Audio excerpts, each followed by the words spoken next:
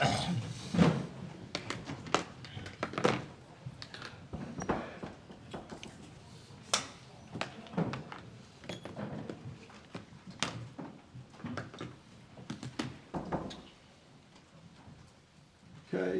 who wants to start?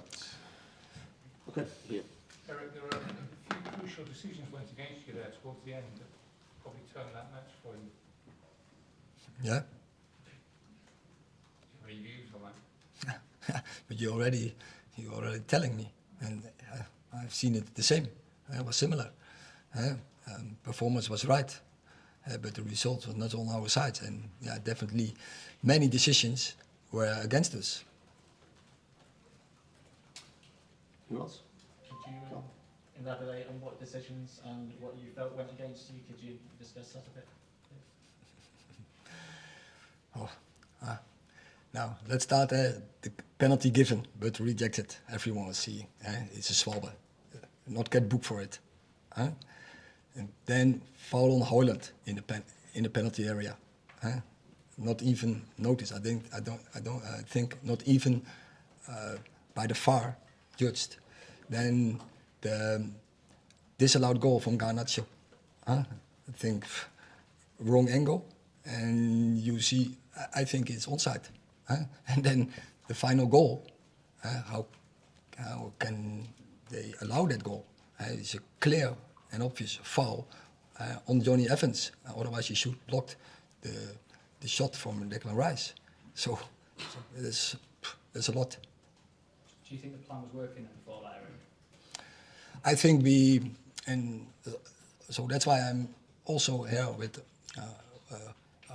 a good feeling, because our performance was very good. And I will not say that we perfect. It's not possible in this stage of the game, and there's definitely room for improvement. But if we see in prospect of compactness, pressing, moving with the ball, then make the counters on the ball, in possession, very calm. We never give Arsenal the opportunity to press us, where we were playing under their pressure way. But then, so room for improvement. The next stage, I think we could have done that better, to get the next pass. And it has to do with the movement then in the right moments. So yeah, there were a lot of positives in this game, but also still, and it's logical in this stage of the season, there is room for improvement. You seem to get stretched just on injuries when Lisandro and Victor went off. What are their conditions? Is there any reason for the number of injuries? It's not expected. Victor was ill, so he had to come off. And Licha, he said he had a problem on his foot, but I'm not sure what. And if it's an injury, we have to wait. We have to see. We have to make the diagnosis. Mr. Turner, you talk about the room for improvement. In the dugout, you seemed very vocal talking towards your fullbacks. It seems as if you want them to push higher up the field. Is that the right movement you're looking for? Depends the moment, and that is what I was just talking about. And they have to recognize the moment when they have to go higher and when to go lower. And I think that is a room for improvement. But I have to say, both Diogo and Aaron, they played very good game. They neutralized both wingers from Arsenal. That's the main job. And I think they're also in possession. They had also very good their contribution. On Friday, you talked about attitude. Was the attitude better today? Yeah. What do you think? Absolutely. This is what we need, and still that can be an upgrade. But I think definitely a progress from attitude, and then you see a reflection in the way of play. Samuel. Sancho and McTominay weren't here. They both injured as well. No, Scott is ill, and Jaden was on his performance on the training. We didn't select him.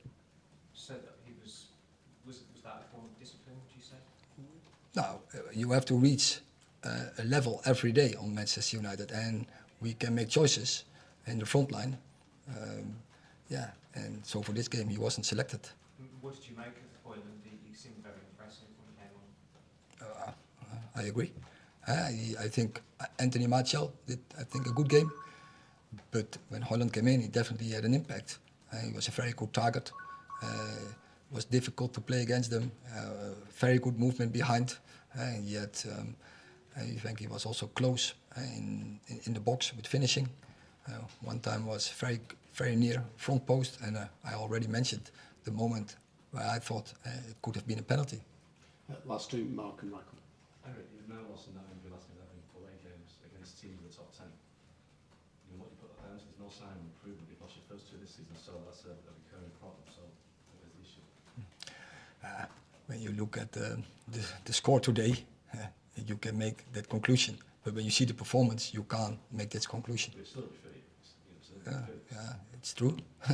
But if we keep playing like how we did today, we will go and win games away, as we do as home as well. Last question, Michael. We haven't spoken to you since Sancho Amrabat signing was confirmed. How pleased are you to get that one across the line?